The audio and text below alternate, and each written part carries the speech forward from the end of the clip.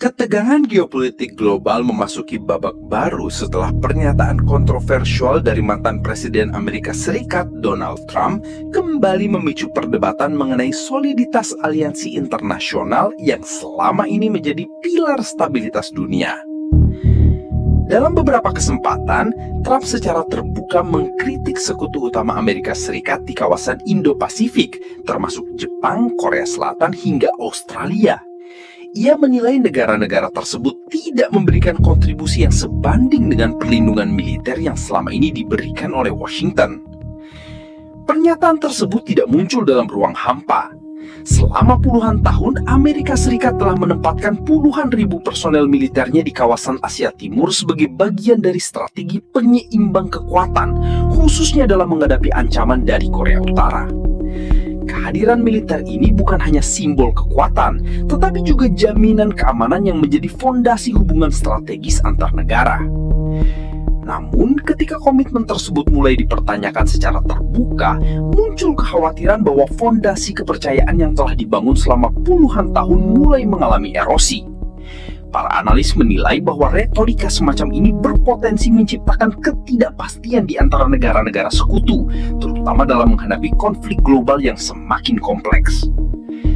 Situasi menjadi semakin sensitif ketika Trump juga menyinggung hubungannya yang diklaim baik dengan pemimpin Korea Utara Kim Jong-un. Pernyataan ini memunculkan pertanyaan mendasar mengenai arah kebijakan luar negeri Amerika Serikat, khususnya dalam membedakan antara sekutu dan lawan strategis. Di satu sisi, pendekatan diplomatik terhadap Korea Utara dapat dilihat sebagai upaya meredakan ketegangan di semenanjung Korea. Namun di sisi lain, narasi yang terkesan meremehkan peran sekutu justru berpotensi melemahkan posisi Amerika Serikat dalam menjaga keseimbangan kekuatan di kawasan. Lebih jauh lagi, dinamika ini terjadi di tengah meningkatnya ketegangan di Timur Tengah, di mana Amerika Serikat terlibat dalam konfrontasi tidak langsung dengan Iran. Dalam konteks ini, solidaritas aliansi menjadi faktor kunci. Tanpa dukungan yang solid dari sekutu, kemampuan Amerika untuk mempertahankan pengaruh globalnya dapat terhambat. Eskalasi konflik di Timur Tengah menunjukkan tren yang semakin mengkhawatirkan dengan intensitas dan cakupan serangan yang terus meluas.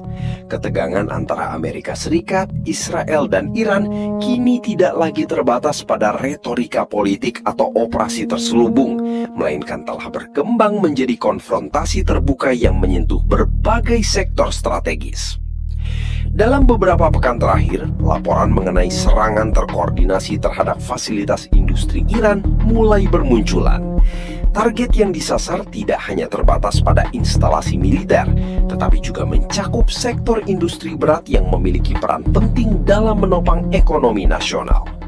Fasilitas produksi baja misalnya disebut mengalami tekanan serius akibat gangguan operasional yang dipicu oleh serangan presisi. Langkah ini dinilai sebagai bagian dari strategi yang lebih luas, yakni melemahkan kemampuan ekonomi Iran sebagai fondasi utama dalam mempertahankan stabilitas domestik di tengah sanksi internasional yang telah berlangsung lama. Dengan menekan sektor industri, efek yang dihasilkan tidak hanya bersifat langsung, tetapi juga berpotensi menciptakan dampak berantai terhadap lapangan kerja, distribusi logistik, hingga ketahanan ekonomi secara keseluruhan. Selain sektor industri, infrastruktur sipil juga dilaporkan turut terdampak. Fasilitas pengelolaan air dan lembaga yang berkaitan dengan lingkungan menjadi bagian dari target yang disorot dalam beberapa laporan.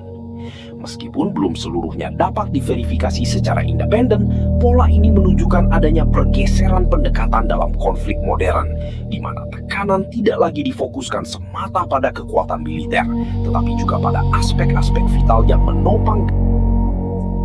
Dampak dari eskalasi konflik di Timur Tengah kini mulai terasa jauh melampaui batas geografis kawasan tersebut. Setelah lebih dari 1 bulan ketegangan berlangsung, situasi tidak hanya berkembang menjadi krisis militer, tetapi juga menjalar ke aspek kemanusiaan, ekonomi, hingga stabilitas global secara keseluruhan. Di lapangan, jumlah korban jiwa terus meningkat seiring intensitas serangan yang belum menunjukkan tanda-tanda mereda. Berbagai laporan dari sumber lokal dan internasional menunjukkan bahwa wilayah-wilayah terdampak seperti Iran, Israel, dan Lebanon mengalami tekanan yang signifikan, baik dari sisi keamanan maupun kemanusiaan. Khusus di Lebanon, situasi menjadi semakin kompleks dengan meningkatnya jumlah warga sipil yang terpaksa meninggalkan tempat tinggal mereka.